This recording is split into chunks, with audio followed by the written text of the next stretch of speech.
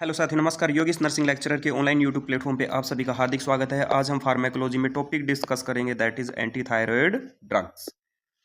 Introduction and definition of anti thyroid drugs. Hyperthyroidism is an increase in circulating T3 and T4 level which results from an overactive thyroid glands। Thyroid gland की over activity के कारण circulation में या blood में T3 और T4 hormone का level increase हो जाता है, that is hyperthyroidism. The drugs used to treat hyperthyroidism are called antithyroid drugs। Hyperthyroidism को ट्रीट करने के लिए हम ड्रग्स का यूज लेते हैं, उस कंडीशन को हम एंटीथायरॉयड ड्रग्स कहते हैं। Iodine preparations are also used as antithyroid agents. यहाँ पर हम एंटीथायरॉयड्स या एंटीथायरॉयड एजेंट्स का यूज भी लेते हैं, साथ में हम आयोडीन प्रिपरेशन का भी यूज लेते हैं एंटीथायरॉयड एजेंट्स की फॉर्म में। अब बात ऐसी है कि सर एंटीथायराइड एजेंट्स कौन कौन से होते हैं, जो कि हम नेक्स्ट स्लाइड में भी पढ़ेंगे, बट मैं अभी आपको बता देता हूँ। प्रोपाइल थायोयूरासिल और मेथिमाजोल। ओके, इन दो एग्जाम्पल का भी यूज लेना है हमें, और साथ में हम आयोडीन प्रिपरेशन का भी यूज ले सकते हैं एंटीथायराइड एजेंट की फॉर्म में। This drugs inhibit the synthesis of thyroid hormones. ये जो ड्रग्स है यानी कि एंटीथायराइड जो ड्रग्स है वो थायराइड हार्मोन की सिंथेसिस को इनहिबिट कर देती हैं। दिस ड्रग्स में be used as primary treatment for 6 month to 2 year. इन ड्रग्स का यूज हम प्राथमिक उपचार के लिए यानी कि 6 महीने से लेकर 2 साल तक यूज लेते हैं, जो कि एक प्राइमरी ट्रीटमेंट है। Next example of antithyroid drugs, इसके दो एग्जाम्पल है। फर्स्ट वन इज पीटीयू यानी कि propylthiouracil, second one is methimazole. Next mechanism of action of antithyroid drugs. First one is block synthesis of thyroid hormone. ये जो drugs है thyroid hormone की synthesis को टोटली ब्लॉक कर देती है, जिसके कारण T3 और T4 का लेवल रिलीज नहीं होता या फिर ये हॉर्मोन्स रिलीज नहीं हो पाते। Second one is prevents oxidation of iodine. Iodine की ऑक्सीडेशन को ये प्रिवेंट करते, जिसके कारण T3 और T4 हार्मोन की फॉर्मेशन नहीं हो पाती। Third one is blocks conversion of T4 into T3। T4 को T3 में ये कन्वर्ट नहीं होने देती है ड्रग्स, तो क्या करती है, तो उन सब कंडीशन को ये ब्लॉक कर देती है, जिसके कारणवश T3 और T4 जो हार्मोन है उसका लेवल स्टेबल रह जाता है। Next adverse effects of antithyroid drugs. First one is hypothyroidism.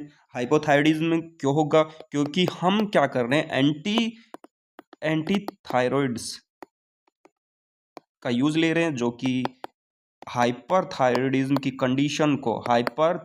Condition को ट्रीट करने के लिए यूज ले रहे हो। हाइपरथायरॉयडिज्म में क्या होता है, T3 और T4 का लेवल इंक्रीज हो जाता है किसी कारणवश, तो इस हार्मोन कंडीशन को T3 T4 के लेवल को कंट्रोल करने के लिए हम एंटीथायराइड ड्रग्स यूज ले रहे हैं। तो कई बार क्या होता है, अगर एंटीथायराइड ड्रग्स को हम कंटिन्यूसली मॉनिटर नहीं करेंगे तो क्या होगा, T3 और T4 का लेवल कम हो सकता है। First one that is hyperthyroidism, second one is liver damage. ये जो ड्रग्स है मोस्टली पीटीयू प्रोपाइल थायोयूरासिल, ये क्या करती है, लीवर सेल्स को डायरेक्टली क्या करती है, डैमेज कर देती है। हिपेटोसेलुलर नेक्रोसिस कोज कर देती है ये ड्रग्स, हिपेटोसेलुलर नेक्रोसिस, जिसके कारण क्या होता है, liver damage. Third one is agranulocytosis, यानी कि WBC का लेवल क्या हो जाता है, कम हो जाता है, और WBC में मोस्टली न्यूट्रोफिल्स का लेवल कम हो जाता है। क्यों हो जाता है यहाँ पर, क्योंकि ये जो ड्रग्स है डायरेक्टली, ये जो ड्रग्स है यानी कि एंटीथायराइड ड्रग्स जो है डायरेक्टली बोन मैरो को सप्रेस कर देती है, और बोन मैरो में मोस्टली जो सेल्स जो अफेक्ट होती है वो होती है WBC की type, that is neutrophil. Next that is GI upset. Example nausea, vomiting और एब्डोमिनल डिस्कम्फर्ट भी हो जाता है। ये क्यों हो जाता है, क्योंकि ये जो ड्रग्स है वो गैस्ट्रिक म्यूकोजा को डायरेक्टली इरिटेट कर देती है। जिसके कारण क्या है, GI मूवमेंट, जिसके कारण क्या होता है, GI मूवमेंट बढ़ जाती है। ओके, जिसके कारणवश क्या हो जाता है, नोजिया, वोमिटिंग और एब्डोमिनल डिस्कम्फर्ट। ये थे एडवर्स इफेक्ट एंटीथायराइड ड्रग्स का।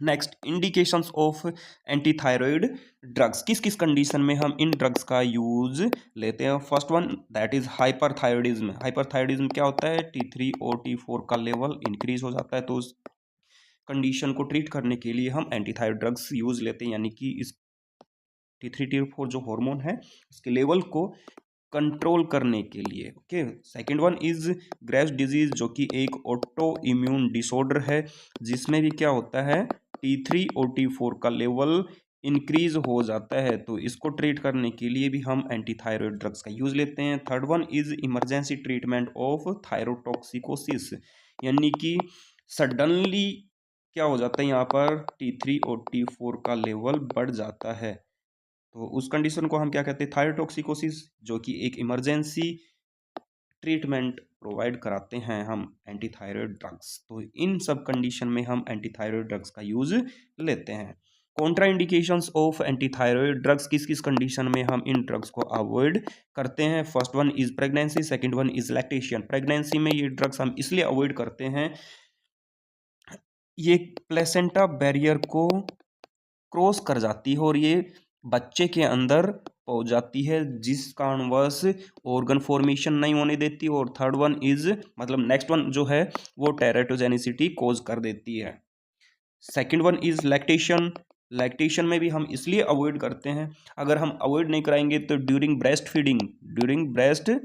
फीडिंग ये बच्चे के अंदर चली जाएगी।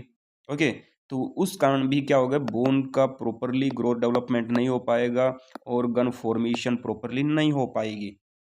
Third one is bone marrow suppression. अगर ऑलरेडी बोन मैरो सप्रेस है तो हम उस कंडीशन में भी एंटीथायराइड ड्रग्स को अवॉइड कराएंगे। अगर अवॉइड नहीं कराएंगे तो क्या होगा, जो भी हमारा इम्यून या फिर कहे तो बोन मैरो सप्रेस बचा हुआ था कि हल्का सा बोन मैरो काम कर रहा है, बट हम उसको फिर क्या दे रहे हैं, एंटीथायराइड ड्रग्स दे रहे हैं, तो जो भी काम कर रहा था उसको भी क्या कर देगा, ये काम नहीं करने देगा, तो टोटली क्या कर देगी, बोन मैरो सप्रेस कर देगी। और WBC की टाइप जो मोस्टली न्यूट्रोफिल है उसको भी टोटली सप्रेस कर देगी।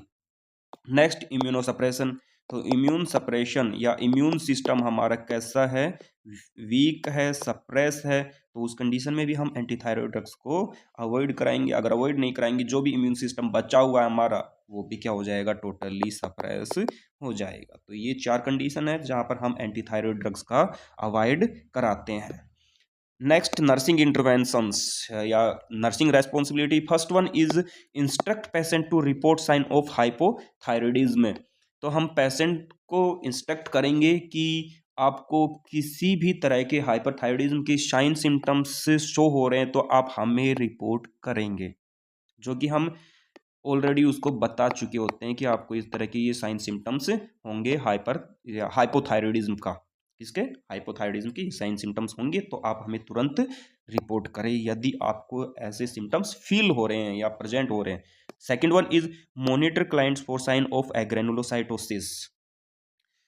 अब हम एग्रेनुलोसाइटोसिस के साइन सिम्टम्स को भी मॉनिटर कराएंगे, पेशेंट को बताएंगे कि यदि आपको ऐसा फील हो कि किसी तरह कोई भी इन्फेक्शन तो डेवलप नहीं हो रहा है, तो अगर इन्फेक्शन डेवलप हो रहा है इस थेरेपी के दौरान तो समझ जाइए कि आपको एग्रेनुलोसाइटोसिस हो चुका है, यानी कि WBC की जो काउंट है वो, WBC में मोस्टली बोले तो न्यूट्रोफिल के काउंट क्या हो रहे हैं, धीरे धीरे कम हो रहे हैं, धीरे धीरे कम हो रहे हैं, तो क्या हो रहा है, इन्फेक्शन हो रहा है। तो भी आप हमें क्या करेंगे, इंस्ट्रक्ट करेंगे या रिपोर्ट करेंगे, और आप भी कंटिन्यूसली क्या करेंगे, मॉनिटर करते रहेंगे। Monitor the client blood periodically. अब हम पेशेंट को, क्लाइंट को बताएंगे कि पीरियडिकली आपको ब्लड एग्जामिनेशन कराते रहना है, जिससे आपको पता चल जाएगा T3 और T4, और साथ में WBC बोले तो मोस्टली न्यूट्रोफिल के काउंट हमें पता चल जाएंगे। Next, instruct client not to discontinue the medication abruptly. हम क्लाइंट को इंस्ट्रक्ट करेंगे, एजुकेट करेंगे कि सडनली आप मेडिकेशंस को डिसकंटिन्यू नहीं करेंगे। अगर आप डिसकंटिन्यू करेंगे तो आपके अंदर T3 और T4 हार्मोन का लेवल सडनली इंक्रीज हो जाएगा, तो जिसके कारणवश आपको बहुत सारे एडवर्स इफेक्ट देखने को मिल सकते हैं। तो ये था आज का अपना प्यारा सा lecture regarding anti thyroid drugs. Anti thyroid drugs क्या होते हैं और इसके कौन कौन से टाइप्स या कौन कौन से एग्जांपल्स होते हैं, किस किस कंडीशन में हम इसका यूज़ लेते हैं, किस किस कंडीशन में हम इनको अवॉइड करते हैं और ये किस तरह से अपना एक्शन करते हैं और क्या इसकी नर्सिंग रेस्पॉन्सिबिलिटीज़ रहती हैं, उन सबको हमने यहाँ पर डिटेल में अध्ययन किया है। तो आई होप आपको ये लेक्चर बहुत ही प्यारा लगा होगा। तो ज़्यादा से ज़्यादा लाइक करें, शेयर करें और चैनल को सब्सक्राइब करें। मिलते हैं नेक्स्ट वीडियो में। Thank you so much.